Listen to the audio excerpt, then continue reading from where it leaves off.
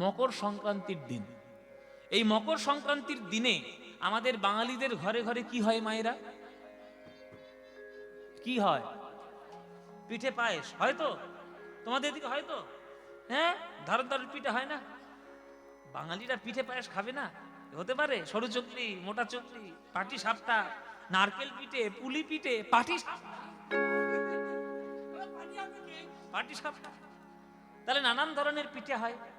তা পিঠে পায়েস খেয়ে পৌষ সংক্রান্তির দিন বাড়িতে খুব আনন্দ করে গঙ্গাধর থাকলো।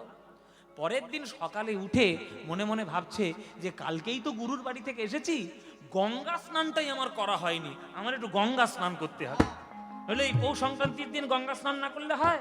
সে গঙ্গাসাগর সে কত দূর, সেখানে তো আর যেতে পারবো না, সব তীর্থ বারবার, আর গঙ্গাসাগর একবার। তখন যদিও একবার ছিল, এখন বারবার, এখন ট্রেন হয়ে গেছে।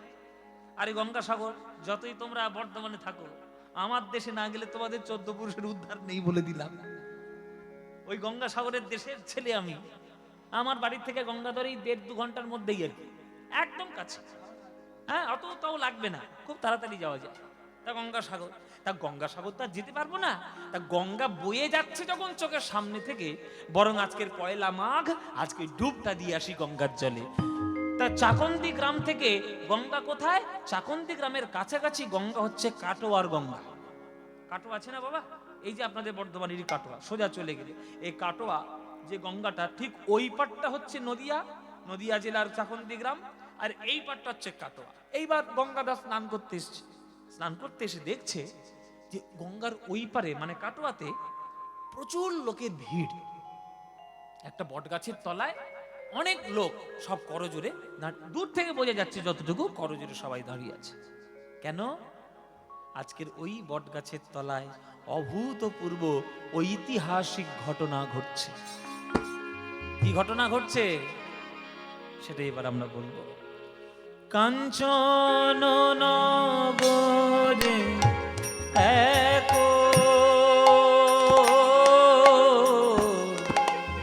বৃক্ষ মনোহর, কাঞ্চন নগরে এক বৃক্ষ মনোহর, তাহারে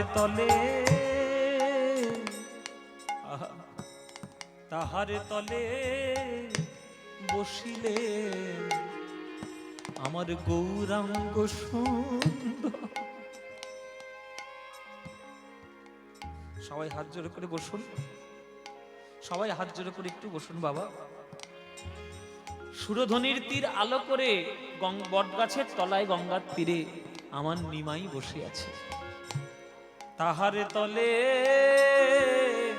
বসিলেন আমার গৌরাঙ্গ সুন্দর। সুরধ্বনির তীর আলো হলো, সুরধ্বনির তীর আলো আমার মহাপ্রভুর অঙ্গ ছটায়। সুরধ্বনির তীর আলো হলো মহাপ্রভুর অঙ্গ ছটায়। সুরধ্বনির তীর আলো। ওই বট গাছের তলায় আমার গৌরাঙ্গ মহাপ্রভু এসে বসেছে। কেন না? সন্ন্যাস গ্রহণ করবে বলে কাটোয়ায় কেশব ভারতীর চরণে এসেছে। কাটোয়ার লোকরা যখন জানতে পেরেছে গঙ্গার তীরে নিমাই বসে আছে, বলো মায়েরা, আর কি কেউ ঘরে থাকবে? আর কেউ ঘরে থাকবে? সব দলে দলে জানতে যখন পেরেছে, এই ওই নিমাই এসছে রে, নিমাই বট গাছের তলায় বসেছে, সে নাকি সন্ন্যাসী হবে। ওরে চল চল চল, ছুটে চল, একবার শেষবারের মতো দেখে আসি। কেননা সে যদি সন্ন্যাসী হয়ে চলে যায় আর তার নয়ন ভরে তাকে দর্শন করা হবে না। নগরের লোকধায় আর যুবক যুবতী, নগরের লোকধায় যুবক যুবতী, নগরের লোকধায় আর যুবক যুবতী সতী ছাড়ে নিজ পতি, সতী ছাড়ে নিজ পতি আর তপ ছাড়ে জ্যোতি, সতী ছাড়ে নিজ পতি তপ ছাড়ে জ্যোতি। তারা দলে দলে ছুটিল রে, তারা দলে দলে ছুটিল, একবার সোনার গৌর দেখবে বলে তারা দলে দলে ছুটিল রে, একবার সোনার গৌর একবার দেখবে বলে দলে দলে ছুটিল। ওগো তারা সোনার গৌর দেখবে বলে, আর ভাগ্যে হয় কি না হয় সোনার গৌর দেখবে বলে, আর ভাগ্যে হয় কি না হয় সোনার গৌর দেখবে বলে, আর ভাগ্যে হয় কি না হয় দলে দলে ছুটিল রে নগরের লোকধায় আর যুবক যুবতী সতী ছাড়ে নিজ পতি, তপ ছাড়ে জ্যোতি জ্যোতি। মায়েরা সব কাটোয়ার মায়েরা সকালবেলায় গঙ্গা স্নান করতে এসেছিল ওই বট গাছের তলায়। যে একবার আমার গৌরাঙ্গ মহাপ্রভুকে দেখছে বরফের মতো জমাট হয়ে ওইখানে দাঁড়িয়ে যাচ্ছে, বরফের মতো জমাট হয়ে যাচ্ছে। কেননা নিমায়ের ওই রূপ দেখে আর কারোর ঘরে ফিরে আসার কারোর মন নেই, কেননা জীবনে তো শেষবারের মতো দেখছে। নিমাই যদি একবার চলে যায় আর কি কখনো দেখা হবে ওই মুখটা? আর দেখা হবে না। গঙ্গাধর বলছে ওইখানে এত ভিড় কেন? একটা লোক নদীর থেকে উঠে আসছে, গঙ্গাধর তাকে ধরেছে, ভাই রে ওই নদীর ওই পারে কিসের এত ভিড়? তখন সেই লোকটা বলছে, তুমি বুঝতে পারছো না গঙ্গাধর, ওই পারে একটা ছেলে সন্ন্যাসী হতে এসেছে। গঙ্গাধর বলছে, সে তো রোজই কেউ সন্ন্যাস হচ্ছে, এত ভিড় কেন? বলে, আজকের যে সে ছেলে সন্ন্যাসী হতে আসেনি, আজকের যে ছেলেটা সন্ন্যাসী হতে এসেছে সে হচ্ছে আমাদের সবার হৃদয়ের টুকরো, হৃদয়ের ধন, আমার সোনার নিমাই। না, কি বলছো ভাই, সোনার নিমাই আসছে? না না না না, আমি কালকেই তো দেখলাম সে হরিনাম করছে, আর আজকে সন্ন্যাস না। ও নিমাই, আমি তোমাকে সন্ন্যাসী হতে দেব না নিমাই, তোমার সঙ্গে কীর্তন করব। আমার অনেক দিনের ইচ্ছা, আমার অনেক দিনের বাসনা, তুমি যদি চলে যাও আমি কার সঙ্গে করব কীর্তন? আমি তোমাকে সন্ন্যাসী হতে দেব না। এই বলে ঝাঁপ দিয়ে পড়েছে গঙ্গাধর গঙ্গার জলে। যত তাড়াতাড়ি সম্ভব সাঁতার দিয়ে সে নদী পার করে নিমাইয়ের চরণে আসছে, যাতে নিমাই সন্ন্যাস হতে না পারে। ও মায়েরা, একমুখী টান নদী, তাড়াতাড়ি কি পার করে আসা যায়? কত কষ্ট করে পার করে আসতে হচ্ছে।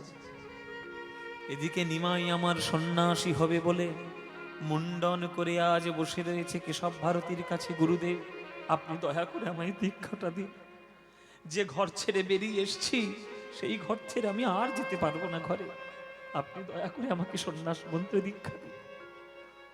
নিমাইকে দীক্ষা দিচ্ছে কেশব ভারতী, আর কাটোয়ার লোক তারা আকুল হয়ে কাঁদছে, আকুল হয়ে কাঁদছে। ওগো, এই ছেলেটা সন্ন্যাসী হয়ে চলে যাবে, এর বাড়ির লোক একে আজ্ঞা দিল কি করে সন্ন্যাস হওয়া?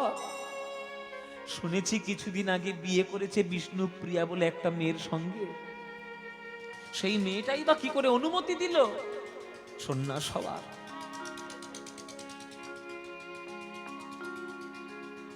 আমাদের মনে হয়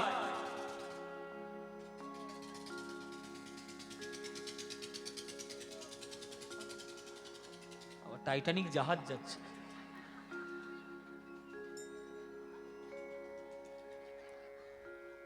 বলে আমাদের মনে হয় ওই মাটাকে বোধহয় গলা টিপে হত্যা করে তবেই বাড়িতে এসছে, বউটার গলা টিপে হত্যা করে বোধহয় তবে বাইরে এসছে, নইলে এমন সোনার টুকরো ছেলেকে কেউ বাইরে ছাড়বে না।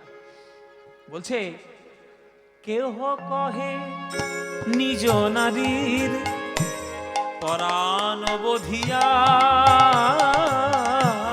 কেহ কহে নিজ নারী পরাণ বধিয়া, আসিয়াছে বুঝি জননীর গলে পদ দিয়া, আসিয়াছে বুঝি জননীর গলে পদ দিয়া। কোন মায়ের প্রাণ কি সইতে পারে, মায়ের প্রাণ সইতে পারে, ওগো এমন ছেলে সন্ন্যাসী দিয়ে কোন মায়ের প্রাণ কি সইতে পারে, এমন ছেলের সন্ন্যাস দিয়ে মায়ের প্রাণ সইতে পারে। ওগো এমন ছেলে কোন মা পারবে, কোন মা পারবে? মা তোমরা তো মা, তোমরা তো মা, তোমরা এই দুঃখ বুঝবে না তো কে বুঝবে? একটা রমণী, একটা নারী নিজেকে ধন্য বলে মনে করে, সব থেকে সেদিন আনন্দিত হয় সে যখন জানতে পারে সে সন্তানের জননী হতে চলেছে। সেই দিনের মতো আনন্দ সে কোনোদিন পায় না। তাই শরীরের শত দুঃখ সহ্য করেও একটা সন্তানকে জন্ম দেয়।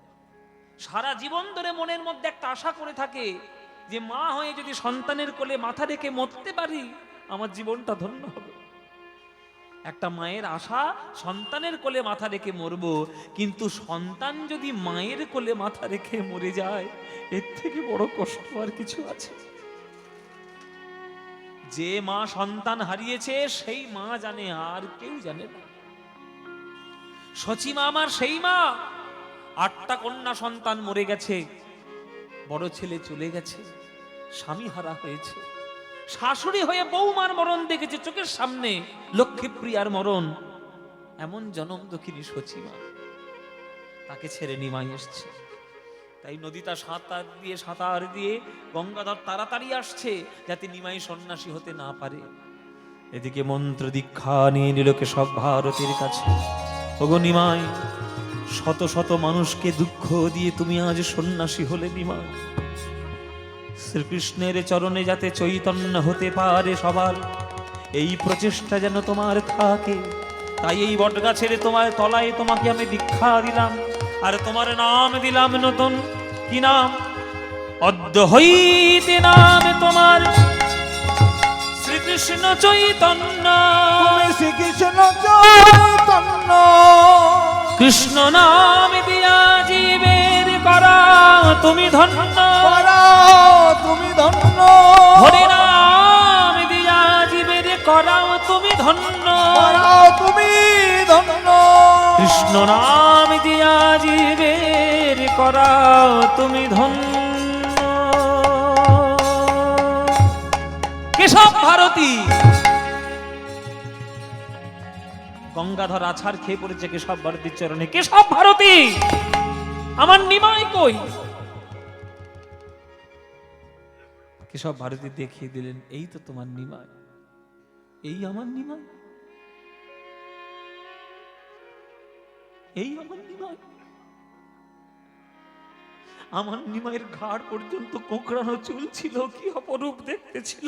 আপনি মুন্ডন করিয়ে কি করেছেন আমার নিমাইকে? এই নিমাইকে তো আমি চিনি না। আমার নিমাইয়ের কিছু নাম দিয়েছেন নাকি? কেশব ভারতী বলছি, দিয়েছি তো বাবা। তোমার নিমাইয়ের নাম হয়েছে শ্রীকৃষ্ণ চৈতন্য। কি নাম? ওই যে শ্রীকৃষ্ণ চৈতন্য। যতবার নামটা উচ্চারণ করছে ততবার কেশব ভারতী শ্রীকৃষ্ণটি আস্তে বলছে, চৈতন্য জোরে বলছে।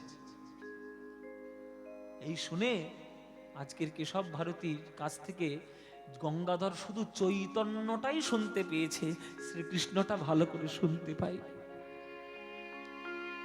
তাই গঙ্গাধর বলছে, নিমাই তুমি একটা এই চৈতন্য নাম পাওয়ার জন্য তুমি আমাদেরকে বঞ্চিত করেছ। সোনার নদিয়াকে তুমি বঞ্চিত করলে। তোমার বিশ্বম্বর নাম পছন্দ নয়, তোমার গৌরাঙ্গ নাম পছন্দ নয়, তোমার নিমাই নাম পছন্দ নয়, তোমার গৌর নাম পছন্দ নয়, আমাদের সবাইকে বঞ্চিত করেছ নিমাই। তাই তোমার সঙ্গে আর আমি কথা বলবো না। চৈতন্য নামে আমি পাগল হলাম, আমি কোন নাম জানি না।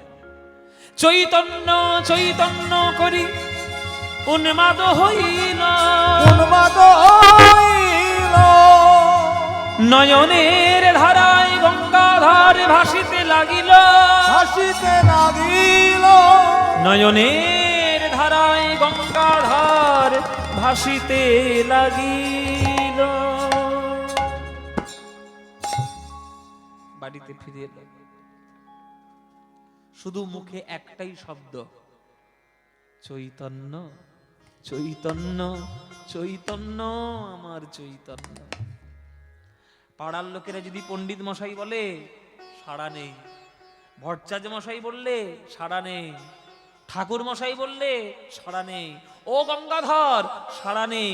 কেউ যদি একবার ভুল করে বলে ফেলে ও চৈতন্য দাস, হ্যাঁ কে ডাকলে, কে আমায় ডাকলে, কে কে, এই চৈতন্য নামে সে পাগল হল। বেশ কয়েকটা বছর কেটে গেছে। তারও স্ত্রীর নাম ছিল লক্ষ্মীপ্রিয়া দেবী। একদিন মধ্যরাত্রে বিছানার উপরে বসে বসে ফুপিয়ে ফুপিয়ে কাঁদছে, ফুপিয়ে ফুপিয়ে কাঁদছে। তখন লক্ষ্মীপ্রিয়া বলছে, তুমি কাঁদছো কেন স্বামী? তখন গঙ্গাধর বলছে, আমার নিমাইয়ের কথা বড্ড মনে পড়ছে লক্ষ্মী। কত বছর হয়ে গেল, কোথায় আছে, কেমন আছে, কোথায় কোন দেশে আছে আমি জানিও না। আমার মনটা বড্ড কেমন করছে, আমার বড্ড মন খারাপ। তখন লক্ষ্মীপ্রিয়া বলছে, তা তুমি কাঁদছো কেন? তোমার নিমাই এখন তো বাস করছে পুরীতে, পুরীতে বাস করছে শ্রীকৃষ্ণ চৈতন্য হয়ে, তুমি সেইখানে যাও না। পুরীতে জগন্নাথ দর্শন হবে আর নিমাইকেও দর্শন হবে। যাবো লক্ষ্মীপ্রিয়া? হ্যাঁ যাও, নিশ্চয়ই যাও, আমি বাধা দেব না। বাধা কেন দেব স্বামী? বরং তুমি যদি আমায় আজ্ঞা দাও, তাহলে তোমার সঙ্গে সঙ্গে আমিও যদি একটু নিমাইকে দেখে আসতে পারতাম, আমার মনটা একটু ভালো হতো। আমাকে তুমি নিয়ে যাবে স্বামী? তুমি যাবে লক্ষ্মী আমার সঙ্গে? নিশ্চয়ই যাব, কেন যাব না। বেশ, তাহলে চলো সস্ত্রীক গমন করি আমি নিমাইকে দর্শন করার জন্য পুরীতে। আজ লক্ষ্মীপ্রিয়া আর আজকের গঙ্গাধর দুজনেই চলেছে জগন্নাথ ধাম দর্শন করতে। বলে জগন্নাথও দেখা হবে আর আমার নিমাইকেও দেখা হবে। মন্দিরের জগন্নাথ আর বাইরের জগন্নাথ দুটোই দেখা হবে। অচল জগন্নাথ আর সচল জগন্নাথ দুটোই দেখা হবে। চলো সব আমায় পুরীতে, আমরা সবাই পুরী ধামে যাই। চলেছে পুরী ধামে। আপনারাও চলুন, আমরাও চাই পুরী ধামে সবাই মিলে। জগন্নাথ স্বামী নয়ন পথগামী ভবতু মে। জগন্নাথ স্বামী নয়ন পথগামী ভবতু মে। জগন্নাথ স্বামী নয়ন পথগামী ভবতু মে। জগন্নাথ স্বামী নয়ন পথগামী ভবতু মে। উলুধ্বনি।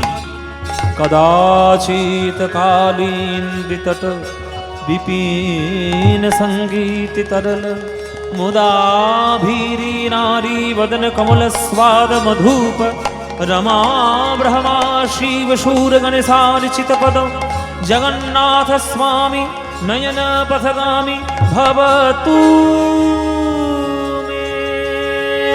जगन्नाथ स्वामी नयन पथगामी भवतु मे। जगन्नाथ स्वामी नयन भवतु मे। जगन्नाथ स्वामी नयन पथ জগামি ভবতু মে জগন্নাথ স্বামী নয়ন পথগামী ভবতু মে। গরে গরে গম গরে গরে গম গরে গম পম গরে গম পম গম গরে গম গনি নি নি নি পম দ পম গম গরে সা পব গপ গপ নি নি গপ গপ নি নি নি স বনি স গরে গরে স নি স নি দ পম প গম পদ নি নি স গম পদ নি নি স স গম পদ নি নি স জগন্নাথ স্বামী নয়ন পথগামী ভবতু মম গরে স নি নি স সব মম গম নি স নি নি স নি পদ নি নি পদ নি নি পদ নি গম নি গরে স নি স নি স নি স ধনি পদ ম প গম গরে গম পদ নি নি স গম পদ নি নি স গম পদ নি নি স জগন্নাথ স্বামী নয়ন পথগামী ভবতু মে ভবতু মে ভবতু মে।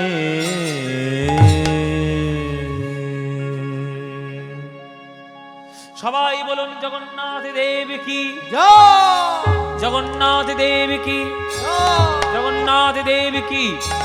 বলো বলভদ্র জিউ কি, সুভদ্রা মাই কি, শ্রীকৃষ্ণ চৈতন্য মহাপ্রভু কি। এসো গঙ্গাধর এসো। না আমি গঙ্গাধর নই, আমি গঙ্গাধর নই। আমার কোনো পরিচয় নেই, আমার একটাই পরিচয়, আমি চৈতন্য দাস। আমি ভট্টাচ ঠাকুর মশাই, পণ্ডিত মশাই, গঙ্গাধর আমার কোনো নাম নেই, আমার একটাই নাম, আমার চৈতন্য দাস নাম। আচ্ছা বাবা চৈতন্য দাস, তুমি আমায় এত ভালোবাসো আমি বুঝতে পারিনি গঙ্গাধর। তোমাকে আমি অবহেলা করে চলে এসেছি, তোমার ইচ্ছা অপূর্ণ করে আমি চলে এসেছি, তার জন্য আমি তোমার কাছে ক্ষমা চাইছি। আজ আমার পিছনে জগন্নাথ আছে, তুমি জগন্নাথের সামনে দাঁড়িয়েছ, বলো তুমি যা চাইবে আজ জগন্নাথ তোমাকে প্রদান করবে। তখন গঙ্গাধর বলছে, প্রভু আমি তো তোমার চরণ ছাড়া আর কিচ্ছু চাইনি জীবনে, আমি শুধু তোমার চরণ চেয়েছি, তোমার চরণে আমি একটু কীর্তন করতে চেয়েছি, আমি একটু হরিনাম করতে চেয়েছি, তোমার চরণের দাস হতে চেয়েছি, আর আমি কিচ্ছু চাই না। গঙ্গাধর দুঃখ করো না, স্বামী স্ত্রী মিলে বাড়ি ফিরে যাও, স্বামী স্ত্রী মিলে বাড়ি ফিরে যাও। আমি কথা দিলাম আমারই অংশ স্বরূপ তোমাদের সন্তান হয়ে জন্মগ্রহণ করবে। শ্রীনিবাস ভট্টাচার্য রূপে আমারই দ্বিতীয় অংশ তোমার কাছে জন্ম নেবে। বৈষ্ণব জগতের অসম্পূর্ণ কাজ সম্পূর্ণ করার জন্য আমি আবার আসব।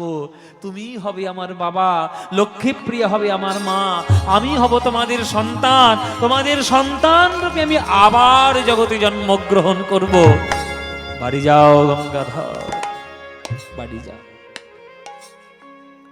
মহাপ্রভুর আশীর্বাদ, জগন্নাথের কৃপা লাভ করে আজ গঙ্গাধর লক্ষ্মীপ্রিয়া গৃহে এলেন। কিছুদিনের মধ্যেই আনন্দ সংবাদ বেরিয়ে গেল যে আমার এই লক্ষ্মীপ্রিয়া দেবী গর্ভবতী হয়েছেন। সেই গর্ভ আলো করে, সেই গর্ভ পরিপূর্ণ করে, নদিয়া জেলা আলোকিত করে, চাকন্দি গ্রাম আলো করে জন্মগ্রহণ করলেন মহাপ্রভুর দ্বিতীয় অংশ, মহাপ্রভুর দ্বিতীয় স্বরূপ শ্রীনিবাস আচার্য প্রভু।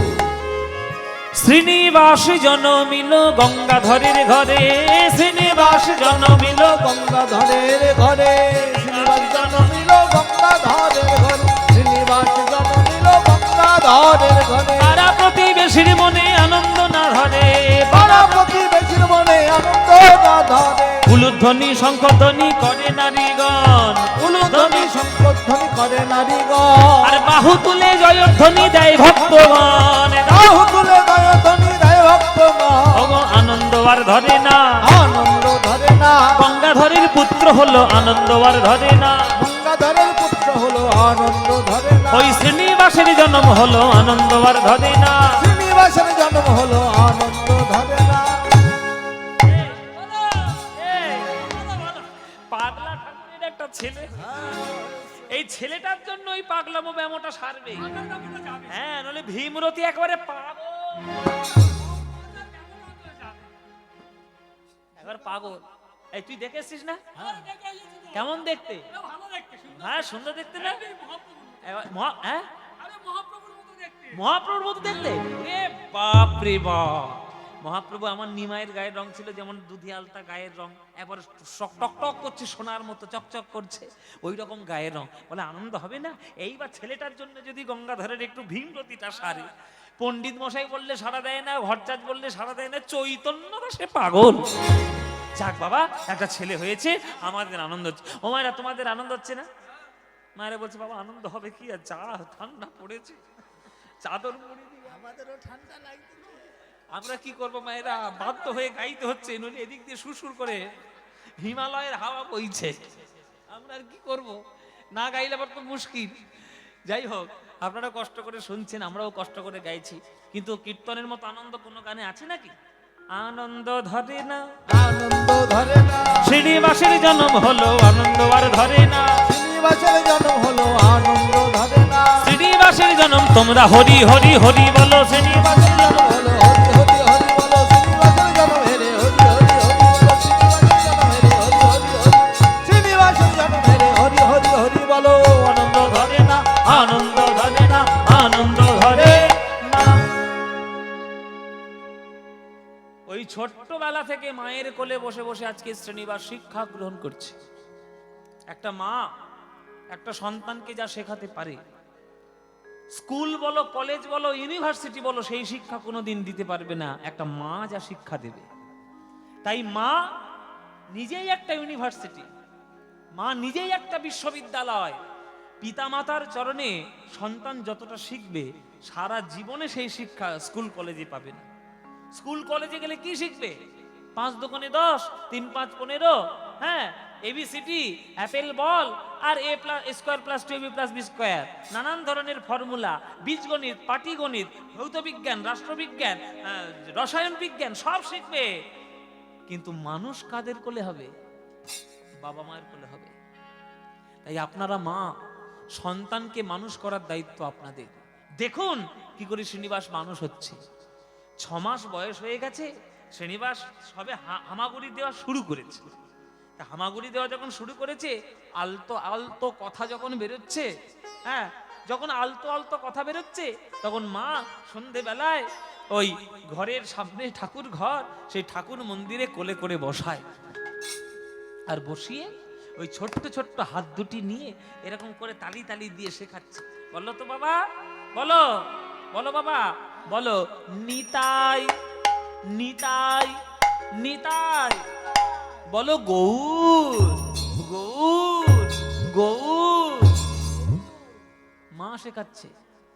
বলো বাপ শ্রীকৃষ্ণ চৈতন্য সুন্দর, বলো বাপ শ্রীকৃষ্ণ চৈতন্য সুন্দর। বলো বাপ শ্রীকৃষ্ণ চৈতন্য সুন্দর, বলো বাপ শ্রীকৃষ্ণ চৈতন্য সুন্দর। শ্রীবাসাদি অদ্বৈত আরে গদাধর, হরি বল হরি বল। অদ্বৈত আর গদাধর, শ্রীবাসাদি অদ্বৈত আর গদাধর। বলো বাপ শ্রীকৃষ্ণ চৈতন্য সুন্দর, বলো বাপ শ্রীকৃষ্ণ চৈতন্য সুন্দর। শ্রীবাসাদি অদ্বৈত আরে গদাধর, শ্রীবাসাদি অদ্বৈত আর গদাধর। জয় রূপ সনাতন ভট্ট রঘুনাথ, জয় রূপ সনাতন ভট্ট রঘুনাথ। শ্রীজীবী গোপাল ভট্ট দাস রঘুনাথ। শ্রীজীবী গোপাল ভট্ট দাস রঘুনাথ। আপনারা জীবনে শিখিয়েছেন, জীবনে শিখিয়েছেন? বাচ্চা ছেলে কোলে আছে আর তুমি সন্ধ্যেবেলায় সিরিয়াল দেখতে বসেছো, বোঝে না, সে বোঝে না, টিভি দেখছো, তো ওই যে বাচ্চাটা কোলে সারা জীবনে কিচ্ছু বুঝবে না। বৃদ্ধাশ্রমে তোমাদের জায়গা এমনি হচ্ছে না, তোমাদের দোষে হচ্ছে।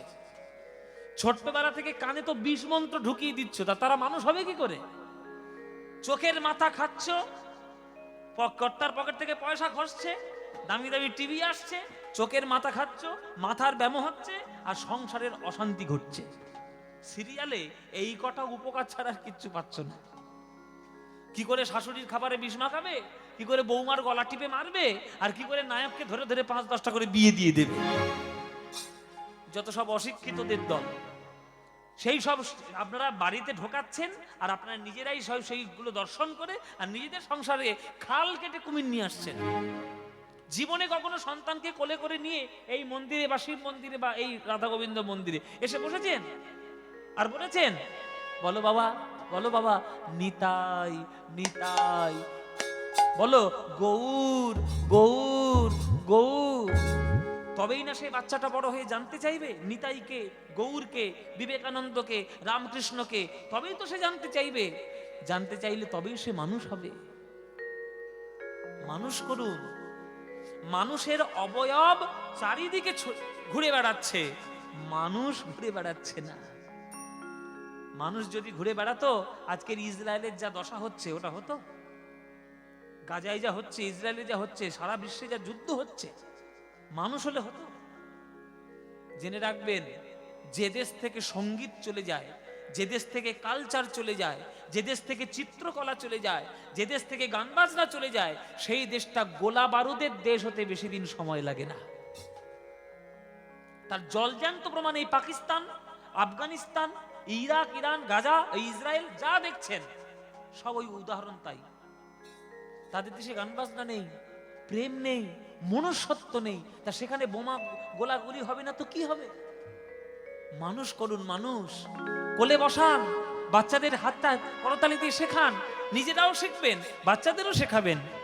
জয় রূপ সনাতন ভট্ট রঘুনাথ, জয় রূপ সনাতন ভট্ট রঘুনাথ, শ্রীজীবী গোপাল ভট্ট দাস রঘুনাথ, শ্রীজীবী গোপাল ভট্ট দাস রঘুনাথ। এই 6 গোসাইয়ের করি চরণ বন্দন, এই 6 গোসাইয়ের করি চরণ বন্দন। যাহা হইতে বিঘ্ন নাশ অভীষ্ট পূরণ, যা হইতে বিঘ্ন নাশ অভীষ্ট পূরণ।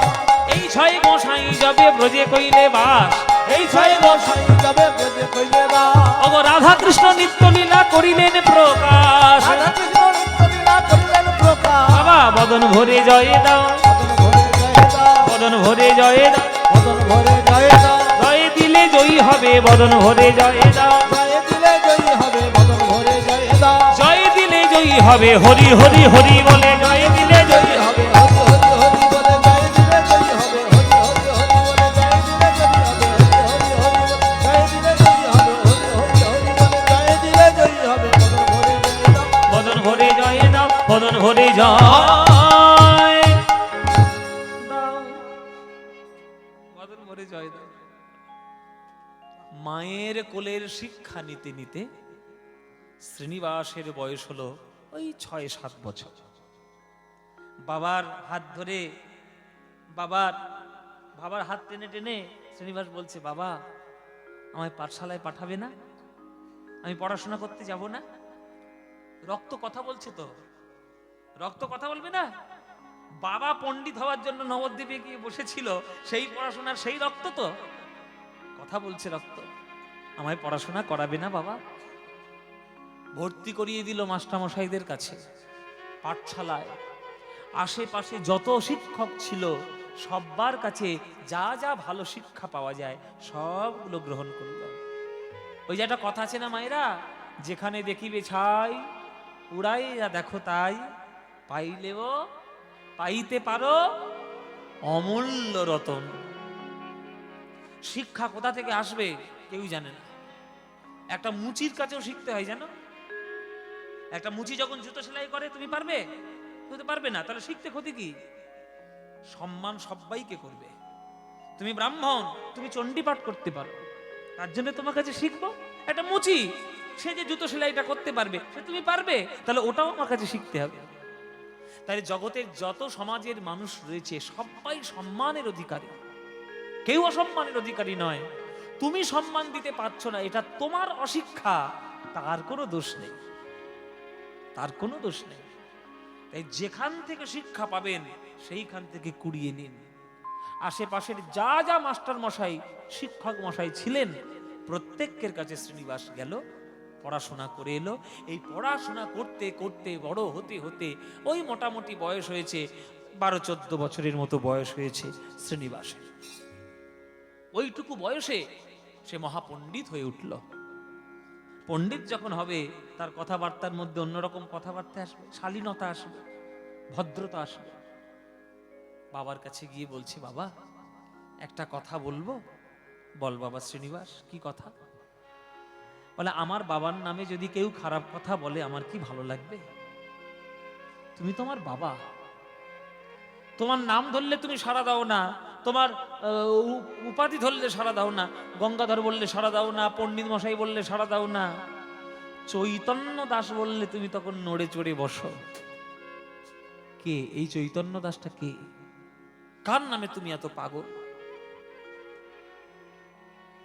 তখন গঙ্গাধর বলছে, ওরে শ্রীনিবাস রে, যে চৈতন্যের নামে আমি পাগল হয়েছি,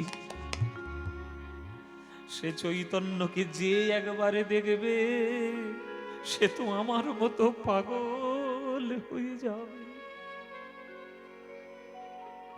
এই চৈতন্য আমায় পাগল করেছে, তার প্রেমে আমি পাগল, তার ভালোবাসায় হরি নামের পাগল।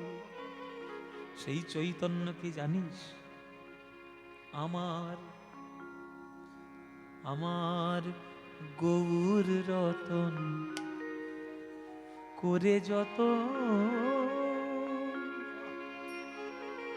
আহা, এই হলো গান, এ হলো কীর্তন। এক একটি গানের মধ্যে শুধু হৃদয়ের আর্তনাদ রয়েছে ভগবানের প্রতি, তবেই না পদ, তবেই না কীর্তন। গৌর রতন করে যত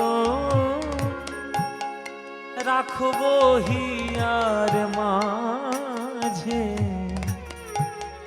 গৌর ভূষণ করবো ধারণ, যেখানে যেমন সাজে। আমার গৌর রতন করে যত রাখবো হিয়ার মাঝে, গৌর ভূষণ করবো ধারণ, যেখানে যেমন সাজে। আমার গৌর বরণ ফুলের ঝাপায়, আমি লোটন বাঁধব চুলে। গৌর বরণ ফুলের ঝাপায়,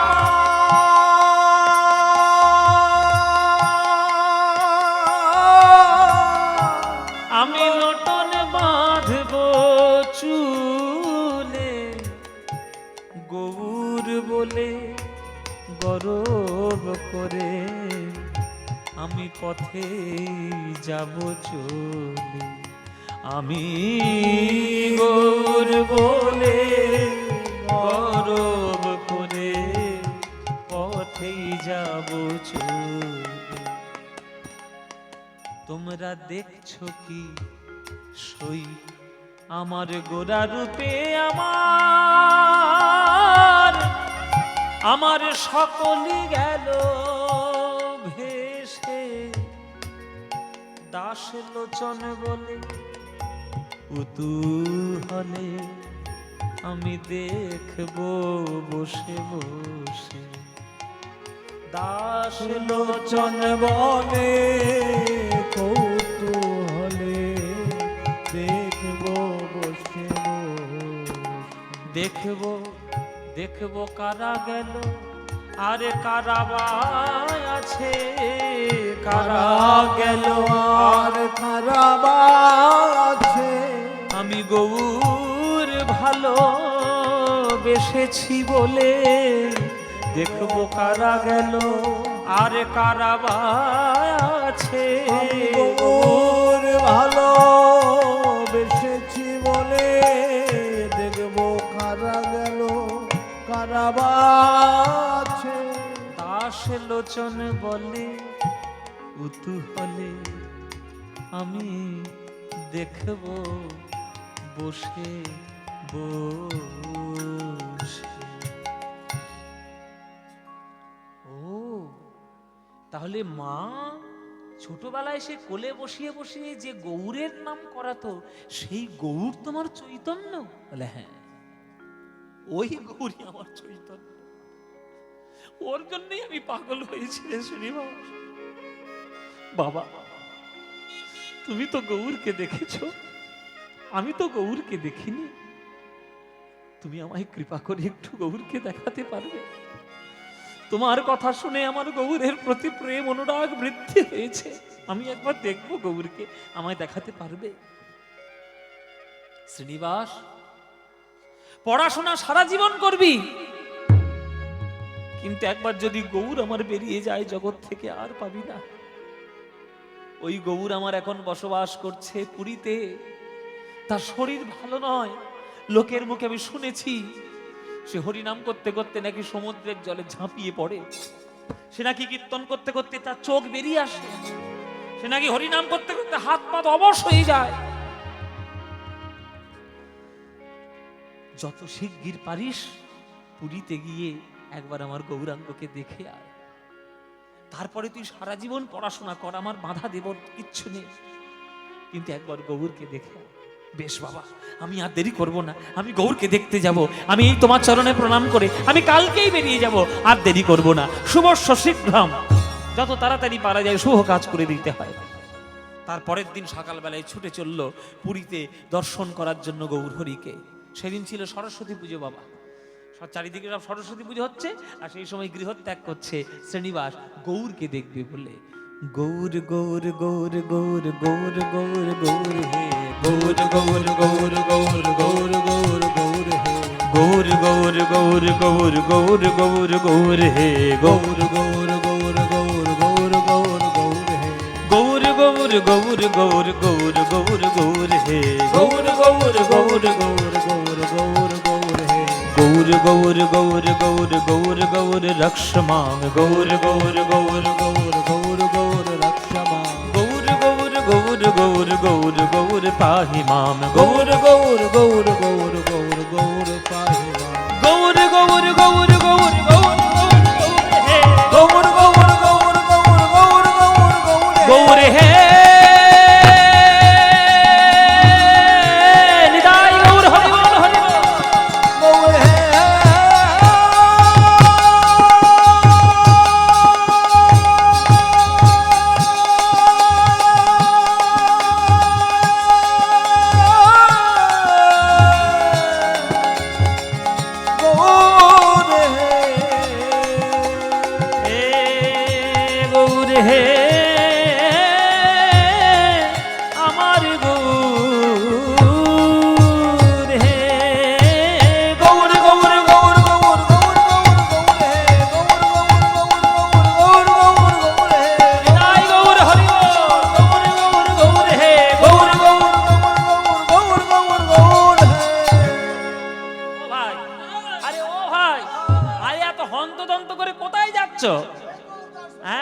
গৌর দর্শনে কোথায় যাচ্ছ? বলে পুরীতে। পুরীতে যাচ্ছ? তা পুরীতে কি জগন্নাথ পালাচ্ছে নাকি? তারা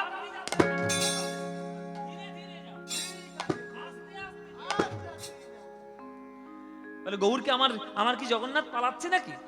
এত হন্তদন্ত করে যাওয়ার কি আছে? তখন শ্রীনিবাস বলছে, আমি কি শুধু জগন্নাথ দেখতে যাচ্ছি? আমি তো গৌর দর্শনে যাচ্ছি, শ্রীকৃষ্ণ চৈতন্যকে দর্শন করতে যাচ্ছি। কাকে দর্শন করতে যাচ্ছ? শ্রীকৃষ্ণ চৈতন্য। ও আচ্ছা আচ্ছা। বলে মাথাটা নিচু করে নিলে কেন দাদা? শ্রীকৃষ্ণ চৈতন্যের নাম শুনে মাথাটা নিচু করলে কেন? তখন বলছে, মাথা নিচু করলাম কেন? ওই দেখো দূরে বট গাছের তলায় একটা বাবাজি বসে বসে কাঁদছে, ওকে গিয়ে জিজ্ঞেস করে এসো। শ্রীনিবাস সেই বাবাজির কাছে গিয়ে বলছে, বাবাজি আপনি কাঁদছেন কেন এরকম করে? তখন বাবাজি বলছে, আমি পুরীর ধাম থেকে আসছি তো, ওই জন্য আমি কাঁদছি। পুরী ধাম? আমিও তো পুরীতে যাচ্ছি। পুরীতে গেলে জগন্নাথ দর্শন হয়, গৌর দর্শন হয়। আপনি কি শ্রীকৃষ্ণ চৈতন্য মহাপ্রভুকে দেখতে পাননি? কাঁদছেন কেন? কি দুঃখে কাঁদছেন? তখন বাবাজি বলছে, ভাই রে, আমি তো দেখেছি গৌরকে, আমার তো ভাগ্য হয়েছে শ্রীকৃষ্ণ চৈতন্যকে দেখার জন্য, কিন্তু আর যারা যাবে পুরীতে আর কেউ কোনোদিন শ্রীকৃষ্ণ চৈতন্যকে দেখতে পাবে না। কেন, কি হয়েছে? আমার সোনার নিমা,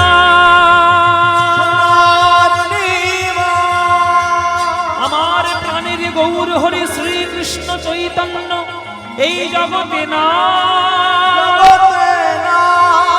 জগতে ছেড়ে চলে গেছে প্রভু।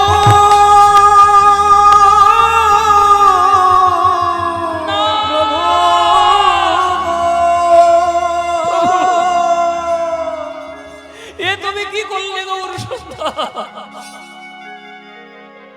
কেন আমায় এইভাবে বঞ্চিত করে তুমি চলে গেলে প্রভু? বাবার আজ্ঞায় তোমার চরণ দর্শন করব বলে ছুটে চলেছি, আর তুমি চরণটাই সরিয়ে নিলে প্রভু, আর আমার দেখা হলো না। ও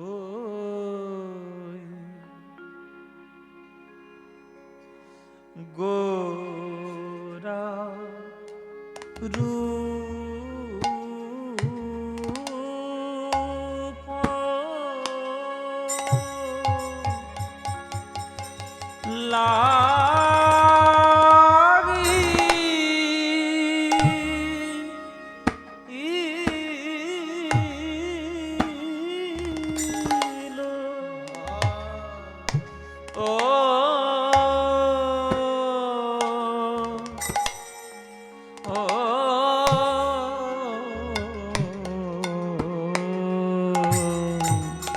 গোরারূপ লাগিল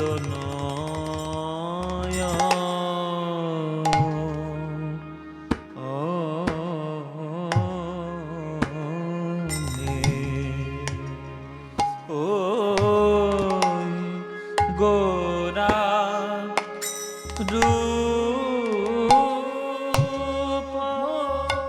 আমি আর যে পাশ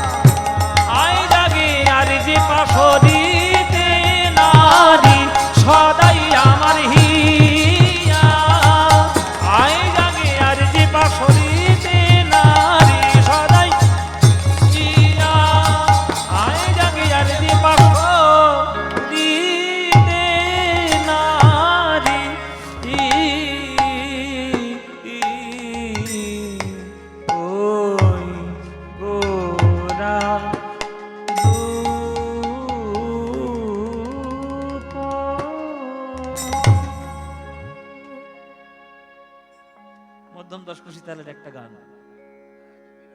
হ্যাঁ না, এটা বিরাম না, এটা মধ্যম গান। হ্যাঁ, এরপরে আবার কারো দশকোষী আছে, সে আবার বড় ছন্দ। এটা মধ্যমের গান, মধ্যমের অংশ। বিরাম হলে ছোট দশকোষী থেকে এসে তবে বিরাম করতে হবে। এটা মধ্যম দশকোষী। এই গরু গৌর অনুরাগে আজকে শ্রীনিবাস সিদ্ধান্ত নিল, যে দেহ গৌর চরণ পেল না, যে নয়ন গৌর দর্শন করল না, সেই দেহ থাকার থেকে না থাকাই ভালো। আমি গঙ্গার জলে ডুব দিয়ে আমি আত্মহত্যা করব। এই বলে গৌরের নাম নিয়ে গঙ্গার জলে যেই ডুবতে গেছে, আকাশবাণী হচ্ছে, শ্রীনিবাস কে?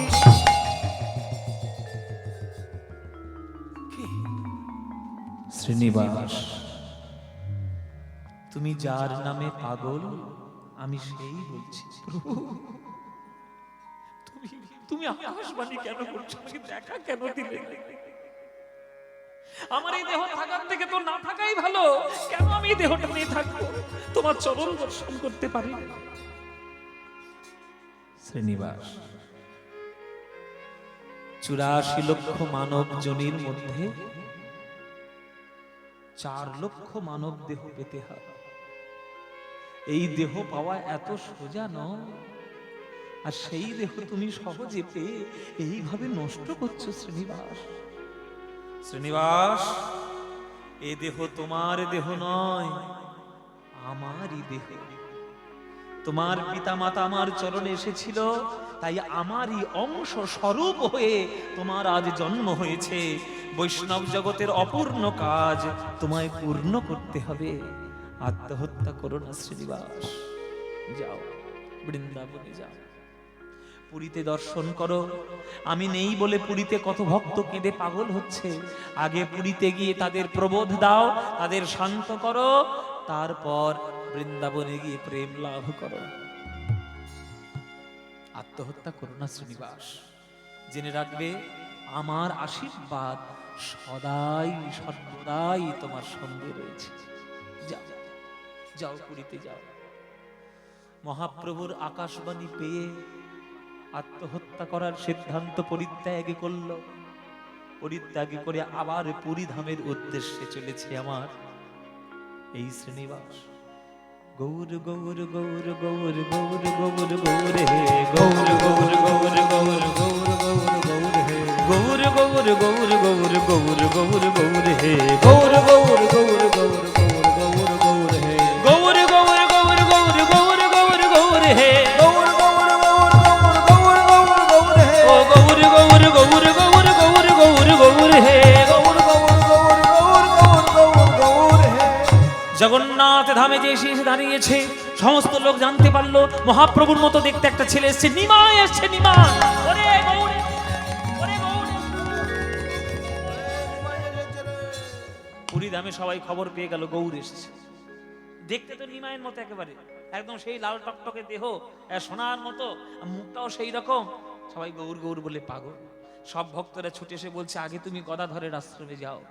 গদাধর কেঁদে পাগল, কখন কি হয়ে যায় কোনো ঠিক নেই, আগে গদাধরের কাছে যাও। গদাধরের কাছে গিয়েছে, আমার গঙ্গাধরে গদাধরের কাছে গেলেন। শ্রীনিবাস যখন শ্রীনিবাস যখন গদাধরের কাছে গেলেন, গদাধর হচ্ছে মহাপ্রভুর বাম তত্ত্ব। শ্রীকৃষ্ণ যদি মহাপ্রভু হন, তাহলে গদাধর হলেন রাধা তত্ত্ব। রাধা কৃষ্ণের যেমন প্রেমের কোনো বিরাম নাই, আমার মহাপ্রভুকে ছেড়ে গদাধর থাকতে পারছে না, মরেই যাবে। কিন্তু শ্রীনিবাসকে মহাপ্রভুর মতো দেখতে বলে আজ আমার গদাধর শ্রীনিবাসকে চোখের সামনে বসিয়ে তাকে শ্রীমদ্ ভাগবত পাঠ করে শোনাচ্ছে। শ্রীনিবাস, তুমি আমার চোখের সামনে একটু বসো। নিমাই রোজ সন্ধ্যাবেলায় আমার কাছে ভাগবত শুনতে আসতো, তাকে ভাগবত শুনিয়ে আমার মনের জ্বালা মেটাতাম।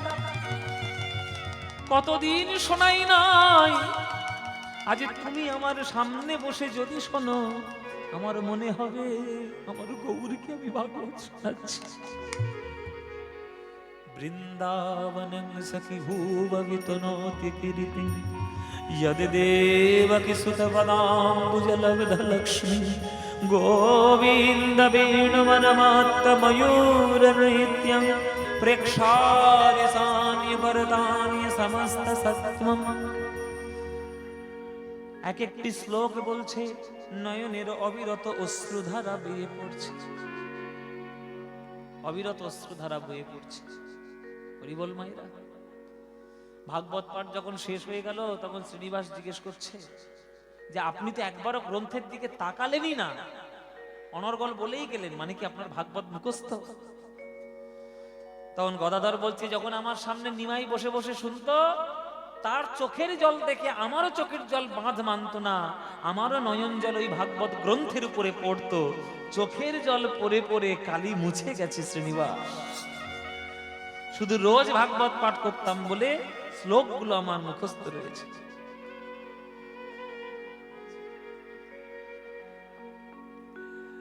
তাই তুমি আমার সামনে বসে আজকে শুনছো মানে আমার কাছে গৌরের মতোই।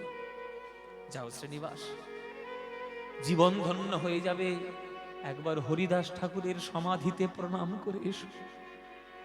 যার সব দেহ, যার শরীর স্বয়ং মহাপ্রভু নিজ হাতে সমাধি দিয়েছেন, সেই সমাধিতে প্রণাম করলে জীবন ধন্য হয়ে যাবে। শ্রীনিবাস গিয়ে হরিদাসের সমাধিতে প্রণাম করছেন। এই কৃপা করো মোরে ঠাকুর হরিদাস গো, এই কৃপা করো মোরে ঠাকুর হরিদাস গো। জনম জনম যেন হই বৈষ্ণবের দাস গো, জনম জনম যেন হই বৈষ্ণবের দাস। হরিদাসের সমাধিতে প্রণাম করলেন। আপনারা পুরীতে গিয়েছেন তো? পুরীতে কারা কারা গিয়েছেন হাত তুলুন। প্রায় সবাই, প্রায় মোটামুটি সবাই। এবার হরিদাসের সমাধি কজন দেখেছেন হাত তুলুন। হাতটা দেখছেন অল্প। এখনকার দিনের লোকেরা পুরীতে যায় শুধু সমুদ্রে আছাড় খাওয়ার জন্য। পুরীতে যাব আর ওই সমুদ্রের জলে গিয়ে ঢেউয়ের মধ্যে গিয়ে আছাড় খেয়ে, এইটাই এখন পুরীতে বেড়ানো।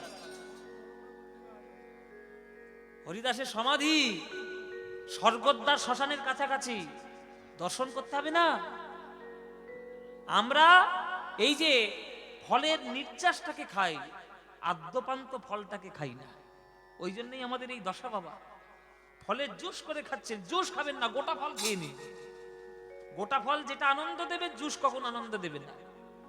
তাই জুসের মতো ওই কেবলমাত্র পুরীতে শুধু ঘুর ঘুর করে ঘুরে আসা, এটা ঠিক নয়। পুরীতে আদ্যপান্ত গিলে খান, তবে এই পুরীর কৃপাগুলো তো পাবেন। গম্ভীরা দর্শন করুন, হরিদাসের সমাধি দর্শন করুন, টোটা গোপীনাথের মন্দিরে যান, আলারনাথ মন্দিরে যান, গুন্ডিচা মন্দির যান, 18 নালা যান, জগন্নাথের ভোগ মন্দির দর্শন করুন, জগন্নাথের সমাধি ক্ষেত্র দর্শন করুন, তবেই না পুরী।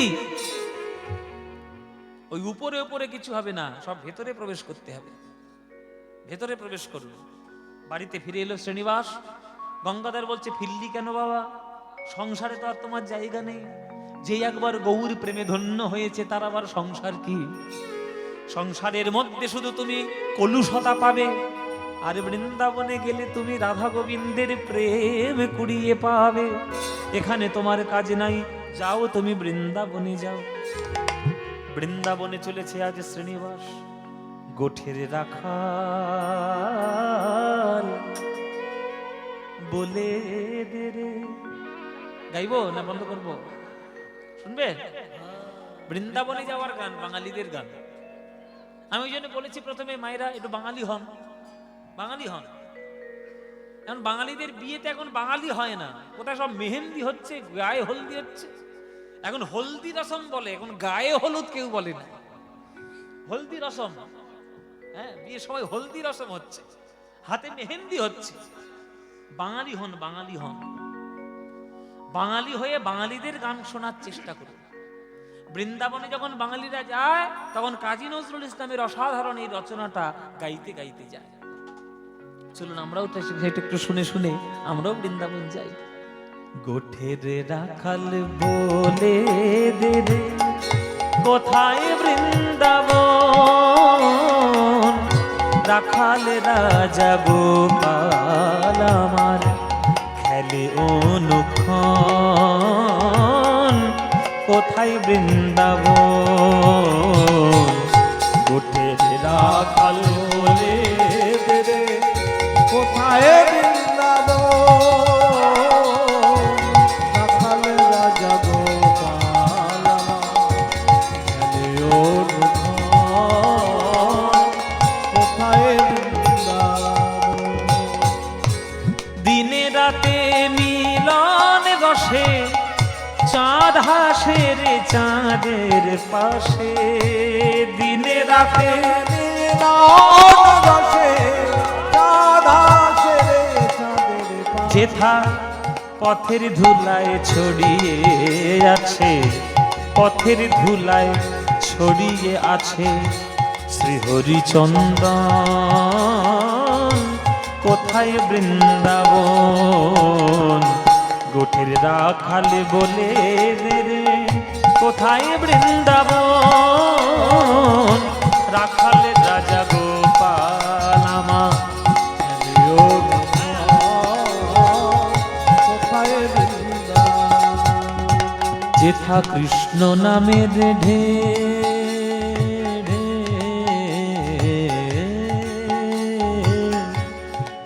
যেথা কৃষ্ণ নামের ঢে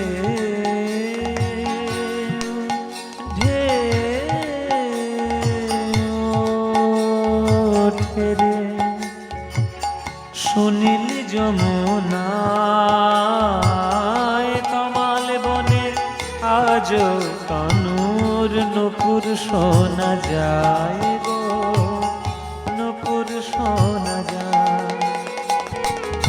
আজও যেথা কদম তলে বেনু বাজে সাঁঝ সকালে, আজ দেখা কদম তলে বেনু বাজে সাজে সকাল। যেথা নিত্য লীলা করে আমার, নিত্য লীলা করে আমার মদন মোহন, কোথায় বৃন্দাবন, গোঠের রাখাল বলে রে কোথায় বৃন্দাবন? রাখাল রাজা গোপাল আমার খেলেও নখন, কোথায় বৃন্দাবন, কোথায় বৃন্দাবন, কোথায় বৃন্দাবন, কোথায় বৃন্দাবন।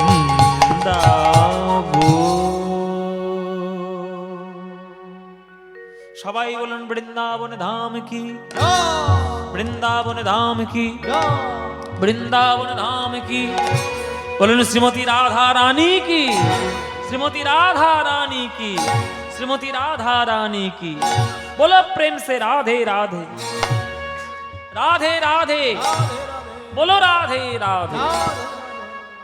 वृंदावनं सखी भूभवितो नोति कीर्तिं, यद देवकी सुतपदाम्बुजलब्ध लक्ष्मी, गोविन्द वेणुमनुमत्त मयूरनृत्यं, प्रेक्षादि सान्य परतान्य समस्त सत्वम।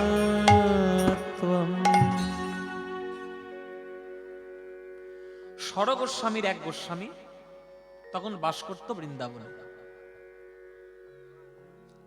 ষড় গোস্বামীরা কোন গোস্বামী বাস করতেন? তার নাম হচ্ছে গোপাল ভট্ট গোস্বামী। আমরা কি বলি মায়েরা? আমরা বলি জয়রূপ সনাতন ভট্ট রঘুনাথ, তারপর কি বলি? শ্রীজীব গোপাল ভট্ট দাস রঘুনাথ। এই যে গোপাল ভট্ট, এই গোপাল ভট্ট তখন বৃন্দাবনে বাস করতেন। এই গোপাল ভট্টের বাড়ি কোথায়? দক্ষিণ ভারত।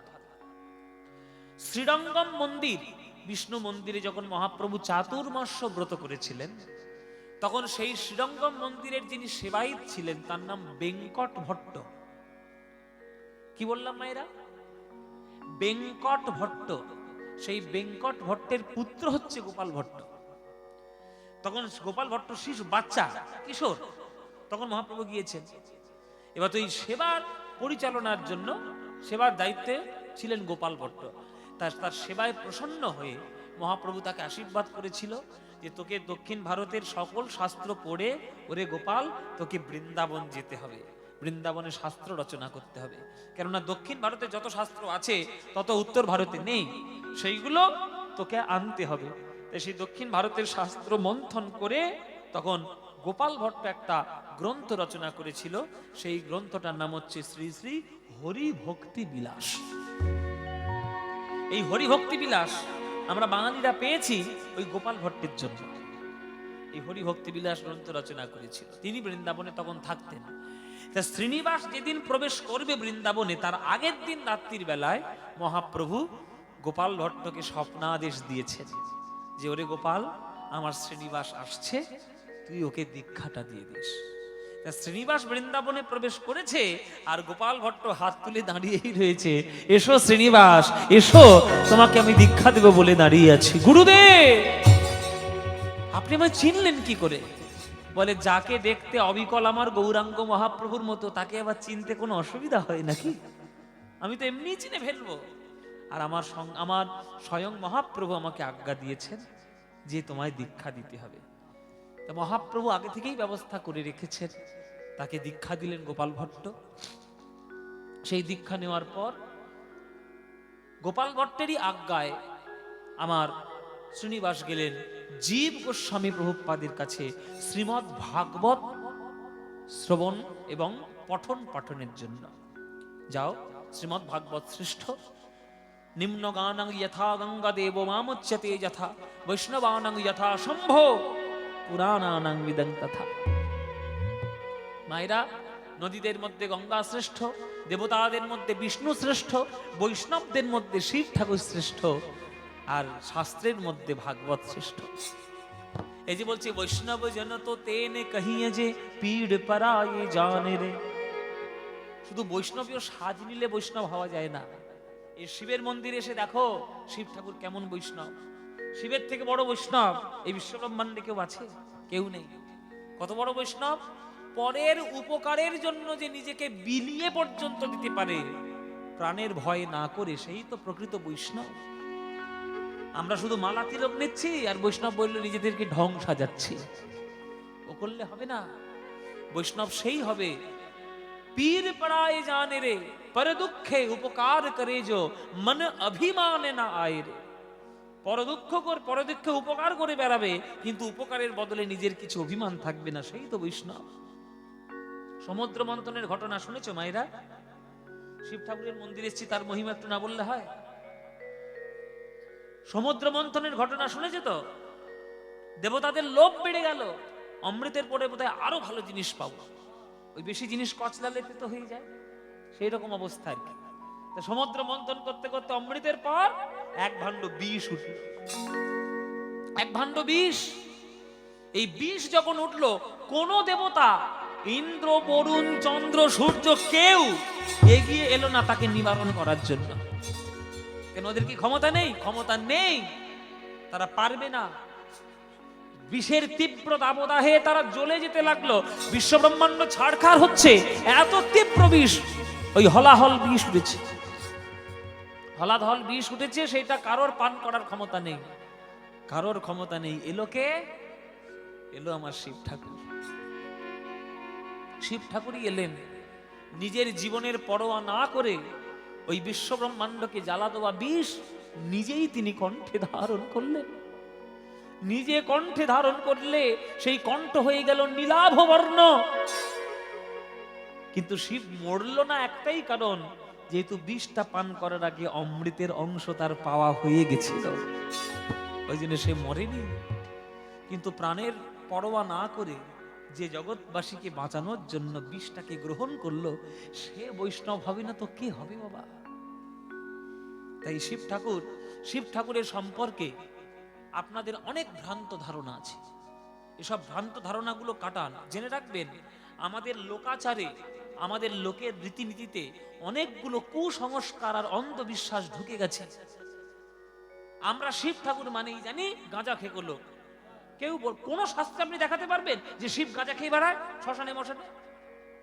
শিবের মতো যোগী, শিবের মতো শাস্ত্রজ্ঞ, শিবের মতো ধীর স্থির, শিবের মতো অত বড় বৈষ্ণব বিশ্বব্রহ্মাণ্ডে কেউ নেই। আর আপনি আপনার বাসনা পূরণ করার জন্য আপনার গাঁজা খেতে ভালো লাগে বলে আপনি শিব ঠাকুরের উপর দোহাই দিয়ে দিলেন।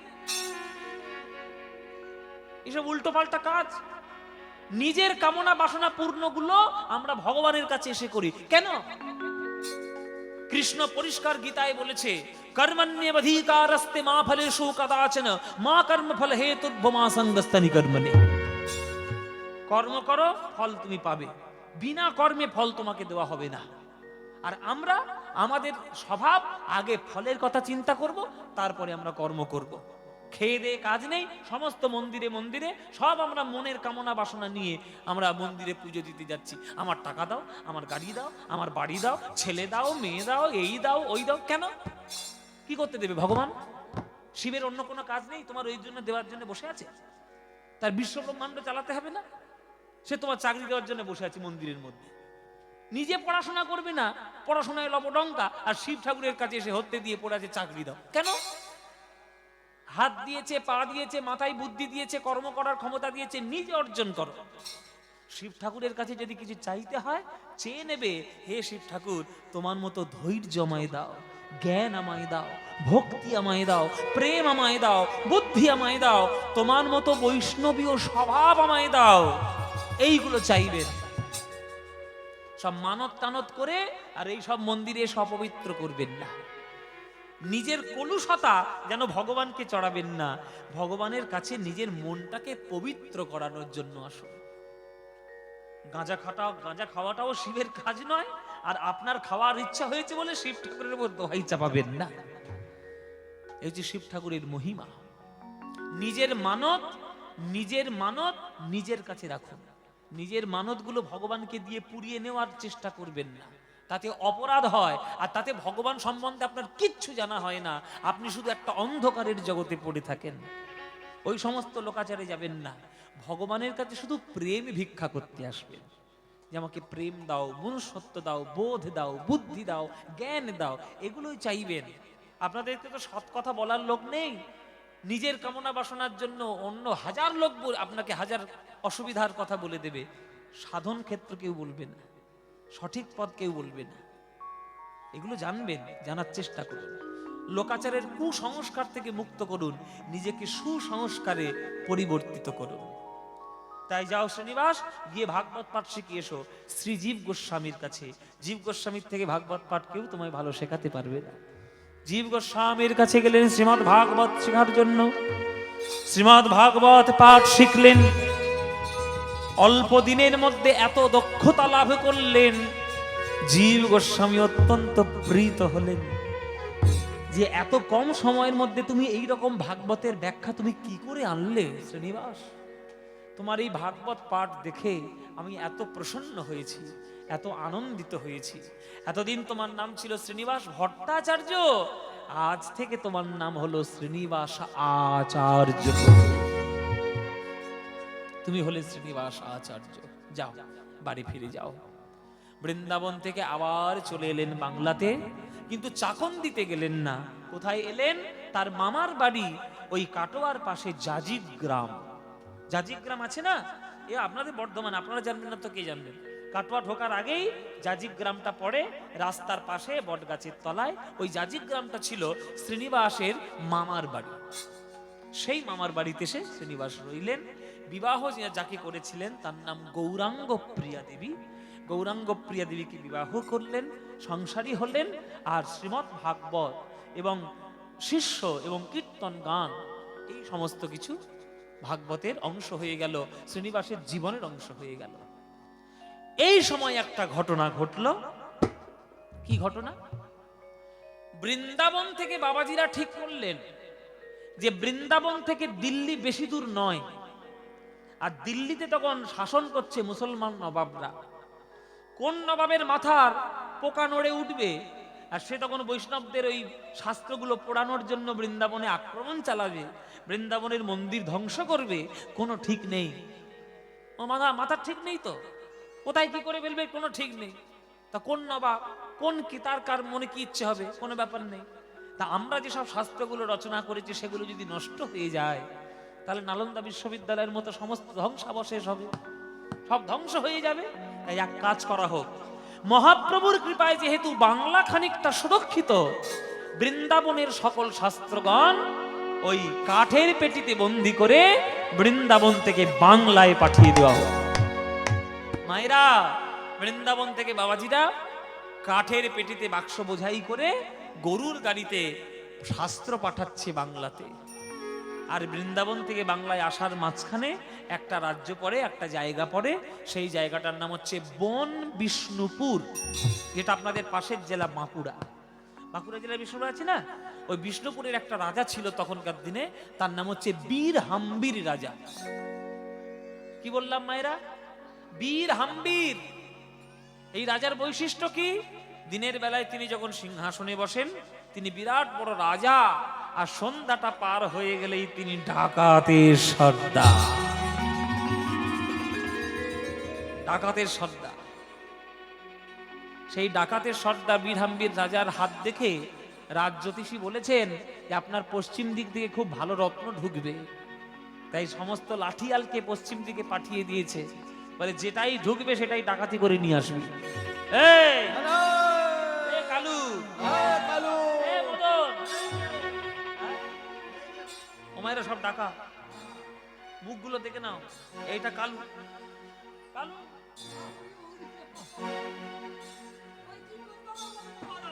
লাঠি নিয়ে যাবি, পশ্চিম দিকে আটকাবি, যা পাবি একবারে মাথায় লাঠি ভেঙে নিয়ে আসবি। এইসব কালু মদন যাচ্ছে ডাকাতি করতে। ও মায়েরা, বাবাজিরা ওই গরুর গাড়িতে বাক্স বোঝাই করে বই পাঠাচ্ছে। এবার যারা ডাকাতি করতে যাবে তারা বইয়ের মহিমা বুঝবে। সে বাবাজিদেরকে মেরে ঠান্ডা করে দিয়েছে। হারে রে রে রে রে রে,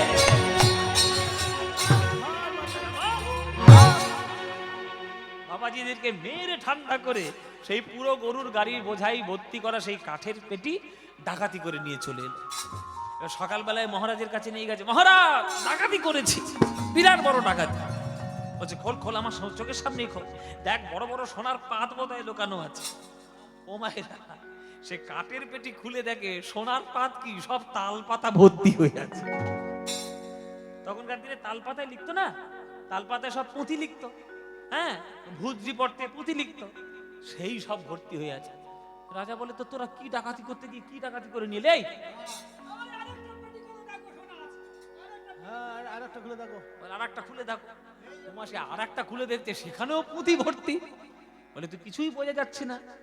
এই এই গুরুদেবকে ডেকে নিয়ে তো। গুরুদেবের নাম হচ্ছে শ্রী ব্যাস চক্রবর্তী। সেই ব্যাস চক্রবর্তীকে ডেকে নিয়ে আসা হলো। ব্যাস চক্রবর্তী এক একটা পুঁথি খুলে পড়ছেন আর খানিকটা থরথর করে কাঁপছে। রাজা বলছে, গুরুদেব কি হয়েছে, আপনার শরীর খারাপ নাকি? বলে, না মহারাজ, আপনি যে কোন রত্ন ভান্ডার পেয়েছেন এইটা ভাবতে গিয়ে আমার শরীর কাঁপছে। আপনি কি ভাবলেন সোনা দানা গয়নাগাটি জগতের সব থেকে বড় রত্ন? যে সাধনার ধন আপনি পেয়েছেন, এই উজ্জ্বল নীলমণি, দান কেলি কৌমুদী, এই যে আপনি পেয়েছেন হরিভক্তি বিলাস, এই সব গ্রন্থ ভান্ডার, বৈষ্ণবদের কত সাধনার পরে এই গ্রন্থ ভান্ডার প্রকাশিত হয়েছে। এই গ্রন্থ ভান্ডার রত্নের থেকে কম কিছু নয়, এই হলো জগতের শ্রেষ্ঠ রত্ন। যার তার হাতে দিলে রত্নের অপমান হবে, যোগ্য ব্যক্তির হাতে সমর্পণ করে দিন। তখন ওই বিষ্ণুপুরের রাজা ঢেরা পিটিয়ে দিয়েছিল যে আমাকে ভাগবতে পাঠ করে যে আমাকে আমার মন গলাতে পারবে, আমি তাকে এই গ্রন্থ ভান্ডার উপহার দেব। তখন এই জাজিগ্রামে খবর এলো শ্রীনিবাস আচার্যের কাছে। শ্রীনিবাস বুঝতে পেরেছেন যে কোন কোন গ্রন্থ এসেছেন, কেননা তিনি তো বৃন্দাবনে তখন ছিলেন। সেই গ্রন্থগুলো যখন সন্ধান পেলেন, জাজিগ্রাম থেকে ছুটে চললেন বিষ্ণুপুরে। এক একটা গ্রন্থ উদ্ধার করছে রাজার কাছ থেকে। বীরহাম্বীর রাজা, বসুন মহারাজ, আপনাকে ভাগবত পাঠ করে শোনাবো। আমি কি চোখে জল আনার অধিকারী? ঈশ্বর যদি আপনাকে কৃপা করেন, তাহলে গোবিন্দের প্রতিটি নামেই আপনার চোখে জল পড়বে। তুণ্ডে তাণ বিনিরতি বিতনুতে তুণ্ডাবলি লব্ধে উদ্ধনি कर्णक्रोड कडम्बिनी घटेति कर्णाभृतिभस्पृहं चेत प्राङ्गन संगिनी विजयति सर्वेन्द्रियाणां कृतिविनः जानिजनितं यद् भयमृते कृष्णेति वर्णद्वै बर्हापीडं नटवर बापू कर्णयो कर्णिकारं बिभ्रद्वासो कणककपीशं वैजयन्तीं च मालं रन्ध्राण्वेणधर सूधया पूरयन् गोपवृन्दे वृन्दारण्यं स्वपदरमणं प्राविशद गीतकीर्तिः संसार सिन्धूमतिदुस्तरमूर्तितीर्ष नन्यप्लव भगवत पुरुषोत्तमस्य लीलाकथारसनि सेवनमन्तरेण पुंस भवेद् विविध दुःखदवार्दितस्य हे कृष्ण करुणा सिंधु दीनबंधो जगतपते गोपेशो गोपीकान्त राधाकान्त नमस्तु तप्त कांचन गौरांगी राधे वृंदावनेश्वरी वृषभानुसुते देवी तं नमामि हरि। এক একটি অনর্গল শ্লোক বলে যাচ্ছে, আর এই শ্লোক শুনে যে রাজা টাকা পয়সা ছাড়া কিছু জানতো না, সেই রাজা সিংহাসন থেকে ছুটে ছুটে এসে শ্রীনিবাসের চরণ জড়িয়ে ধরেছে, গান গাইছে, প্রভু মোর শ্রীনিবাস পুরাইলে মনের আশ, তুয়া বিনা গতি নাহি আর রে। নিতাই গৌর হরি গো। বিনা গতি নাহি আর রে। আমি আছি নো মায়ার কীট, আমার বড়ই লাগিত মিঠ, দেখাইলা অমিয়ার ধার হে, দেখাইলা আমি আরো ধার রে। ও মাইরা, একটা গোবরে পোকা আর একটা মৌমাছি দুজনে বন্ধুত্ব হয়েছে। তা মৌমাছি গোবরে পোকাকে জিজ্ঞেস করছে, এ গোবরে পোকা তুই কি খাস? তখন গোবরে পোকা বুক ফুলিয়ে বলছে, আমি গোবর খাই। মৌমাছি বলছে, খাস গোবর, আবার বুক ফুলিয়ে বলছিস কেন? তুই যেটা খাস সেটা জগতে সব থেকে নিকৃষ্ট বস্তু, ওটা গরুর বিষ্ঠা। তখন গোবরে পোকা বলছে, তুই কি খাস? বলে, আমি কি খাই? আমি খাই মধু। জগতের শ্রেষ্ঠ সৌন্দর্য যেখানে লুকানো থাকে তার মধ্যে একটা হলো ফুল, ফুলের মধ্যে পরাগ, তার মধ্যে রেণু, আর তার মধ্যে মধু, সেই মধু আমি পান করি। তখন গোবরে পোকা বলছে, ভাই মৌমাছি, আমাকে কি একটু মধু খাওয়াতে পারবি? ভেবে দেখুন মায়েরা, কোন মৌমাছি যদি গোবরে পোকার মুখে এক ফোঁটা মধু দেয়, তার কি আর কখনো গোবরে খেতে ভালো লাগে? আর গোবর খাবে? যদি মৌমাছি মধুর সন্ধান পেয়ে যায়, আর সে গোবরে মুখ দেবে? তত্ত্ব আছে এখানে। এখানে গোবরে পোকা কারা? এখানে গোবরে পোকা হলাম আমরা। আর মৌমাছি কারা? যারা সাধু সন্ত গুরু বৈষ্ণব, তাদের মুখ থেকে যদি একবার কৃষ্ণ নামামৃত মধু পান করে নিতে পারো, আর সংসারের গোবর তোমার ভালো লাগবে না।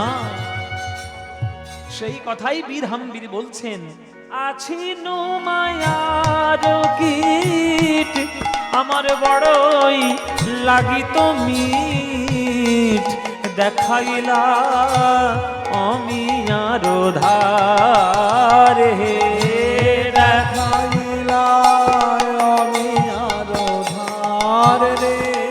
জীবের নিস্তার লাগি নন্দসুত হরি, জীবের নিস্তার লাগি নন্দসুত হরি, ওই ভুবনে প্রকাশ হন গুরু রূপ ধরি, ভুবনে প্রকাশ হন গুরু রূপ ধরি, মহিমায় গুরু কৃষ্ণ এক করি জানো, মহিমায় গুরু কৃষ্ণ এক করি জানো, গুরু আজ্ঞা হৃদে সদাই সত্য করি মান, গুরু আজ্ঞা দিবে সদাই সত্য পরিমাণ, গুরু রূপে ভগবান, গুরু রূপে ভগবান, শিষ্যের করে পরিত্রাণ গুরু রূপে ভগবান, শিষ্যের করে পরিত্রাণ গুরু রূপে